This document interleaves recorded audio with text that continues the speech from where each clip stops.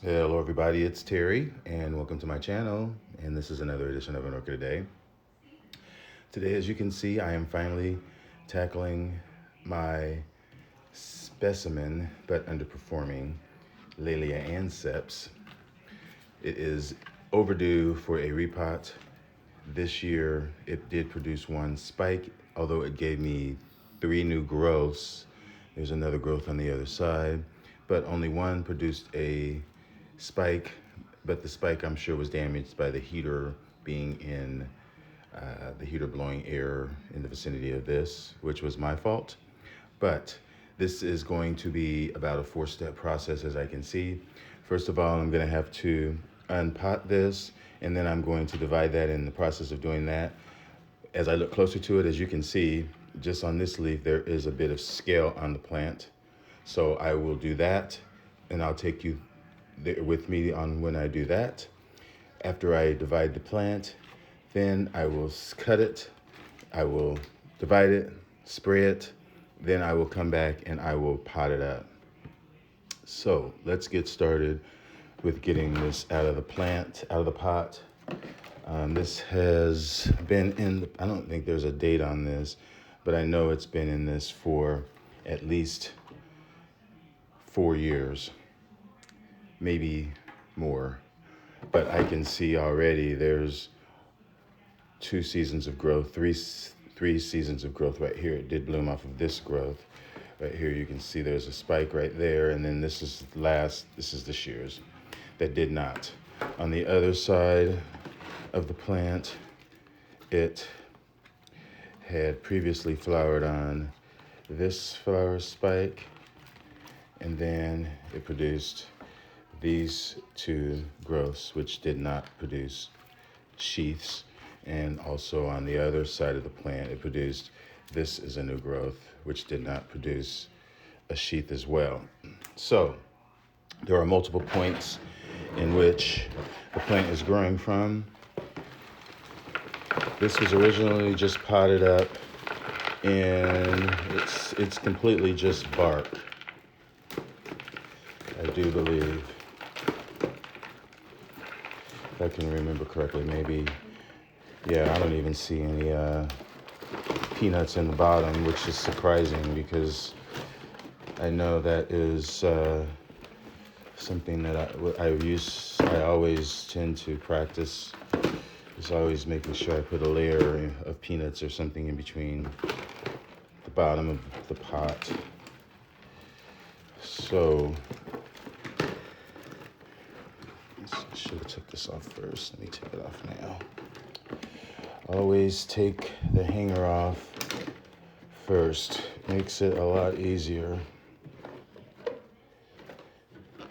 All right.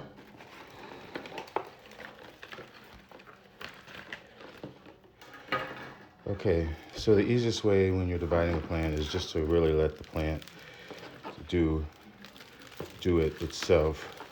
I mean, you can kind of see that there is a natural break in the way, and as you're teasing the roots apart,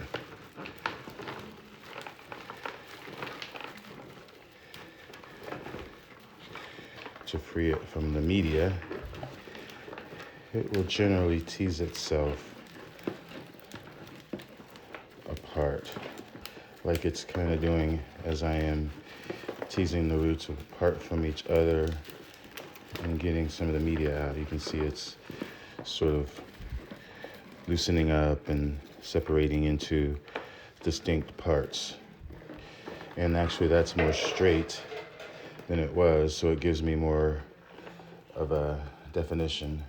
Well, not really straight because, well, yeah, it is straight because that's how it's going, like that. Minus the little curve right there. So I'm just going to continue removing the bark. And getting down to this end. Like I said, this is a point right here that seems to have already broke. And so there's a division right there. that actually has two ways that it is growing.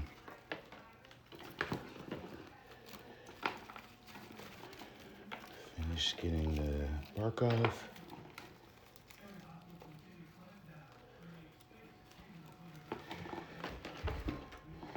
And then I've got this long piece, which,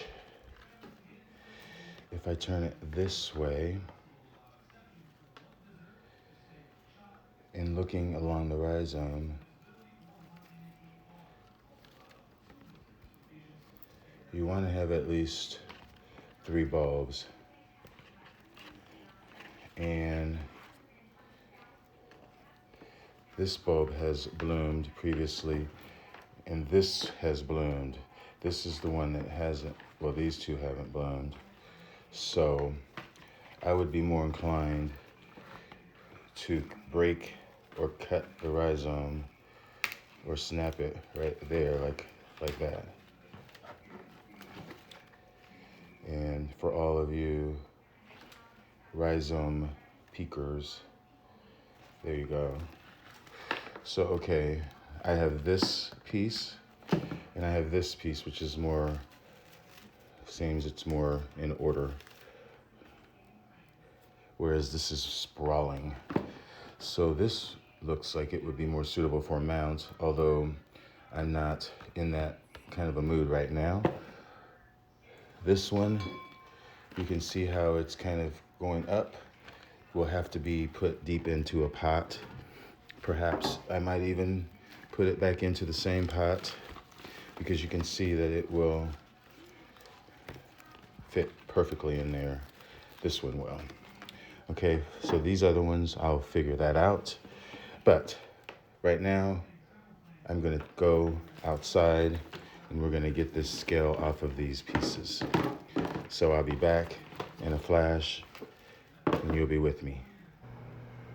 All right, everybody, and I'm back, and I'm hoping that you hear me because it is dark of night, but I'm gonna do this. Make sure my water is on and working. What I am going to do, we're gonna get my scale off. Okay? This is how I'm gonna do it. So I'm gonna set this camera up and then I'm gonna show you. Be right back.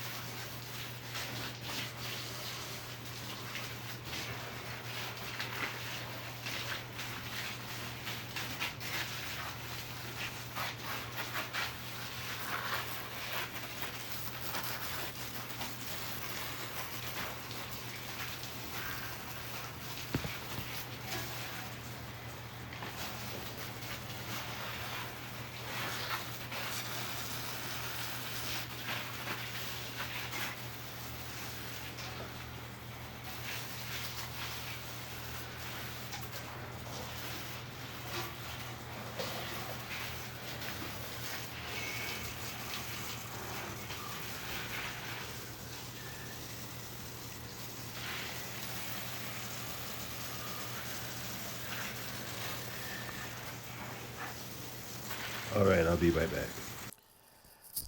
All right, everyone. Now I'm back, and you see the divisions that I have really nice, all cleaned up. I didn't spray them, but I will do that.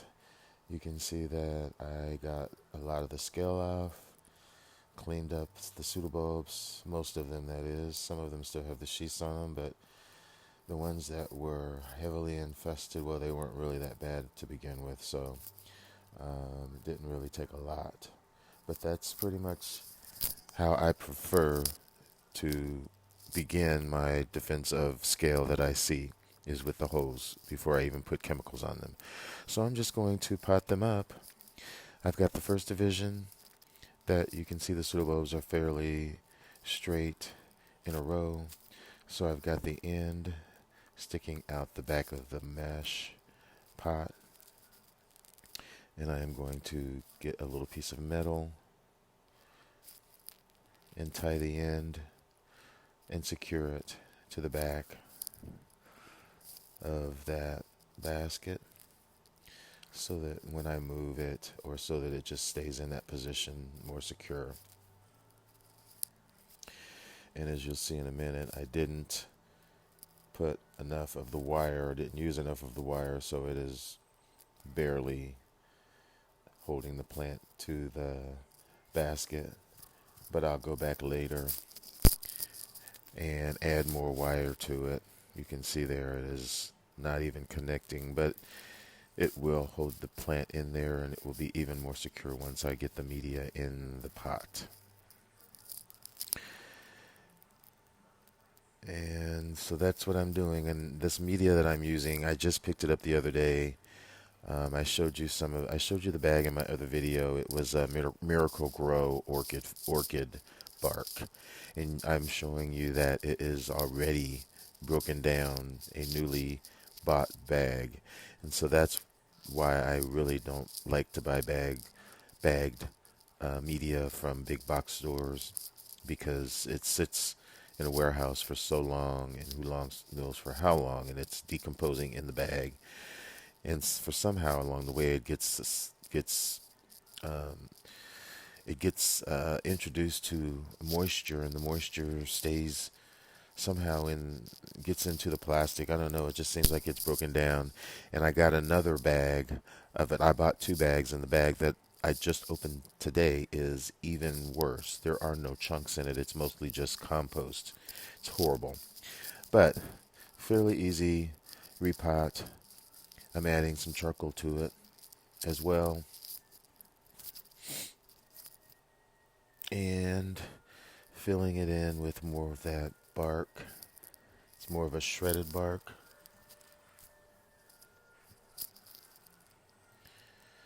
And tapping it in, making sure it's secure, and that's it. Fairly easy and straightforward. Really nicely potted in. I will secure it with a spike, with a stake later. And so I've got another basket, same situation. Got the lava rock already in it. Now this one might be a little more tricky because it has a couple growths going wonky, as you can kind of see.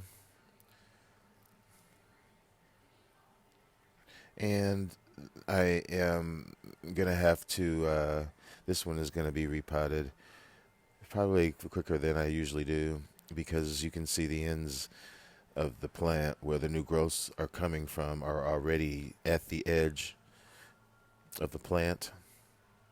But one of these, this is probably one of the divisions that I will end up giving away.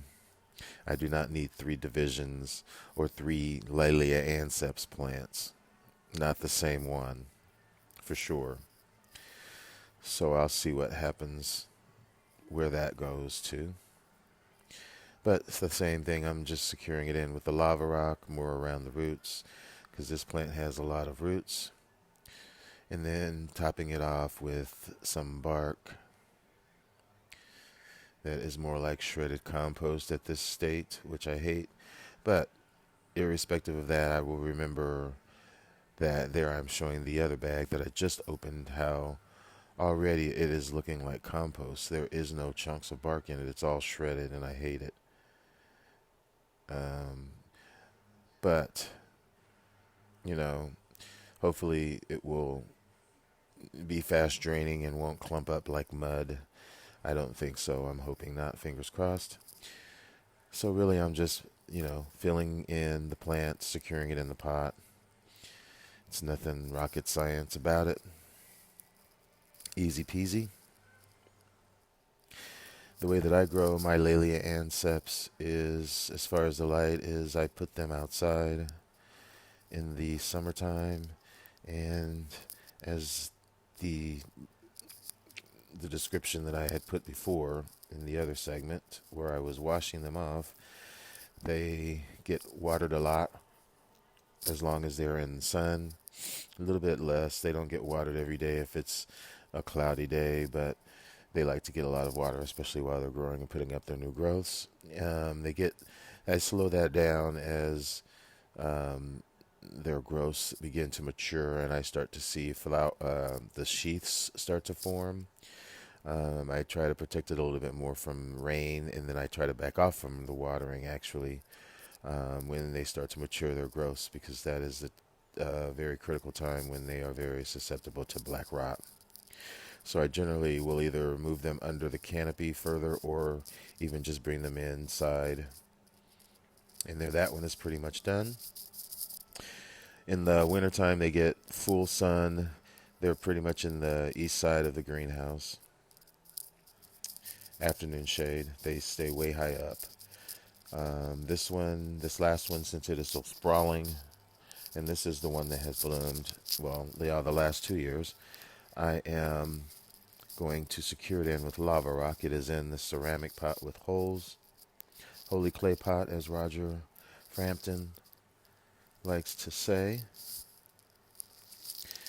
So I am going to zip tie the lead into the pot to secure it so that it is not wobbly as it grows and as I transport the plant or move it around, so that it's more stabilized and won't fall out of the pot if by any chance something happens. And it also helps those roots, and hopefully that will attach itself to that ceramic. And for this one, this has lots of roots. I'm just going to mostly fill this in with lava.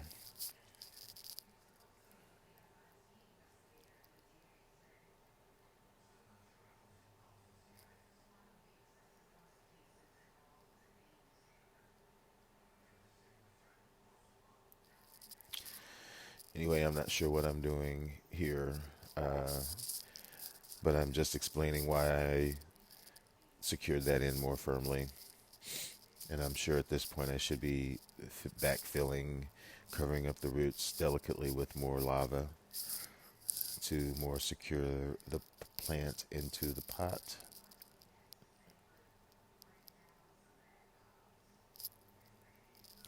So what I will do after I get all in, it looks like I'm putting some of that messed up media on top of that lava, just a thin layer of it for a little bit more moisture retention, and then putting lava on top of that and around the other side of the plant. So what I was saying was, when I get done with all of this, I will put them in the greenhouse, give them a good water. Probably will set them down on the floor for a while until they get situated in the pot. These do like cooler temperatures in the wintertime, and they do like drier, so they can stand to be without water and cooler. As long as they're not getting water, they can be cool, and they prefer that. So I will probably water them in well, and then just sit them down in the east end of the greenhouse and let them dry out for the summer, for the winter, where they will get morning sun, and that's pretty much what they'll get. So I'm still just firming the last bits of the the plant in, and there it is. Pretty much done. Hopefully this video wasn't so long and you learned a little bit. And this is how I do it. If you learned anything, this is the name of the plant, the cross. Thank you for watching, everyone. Enjoy your orchids.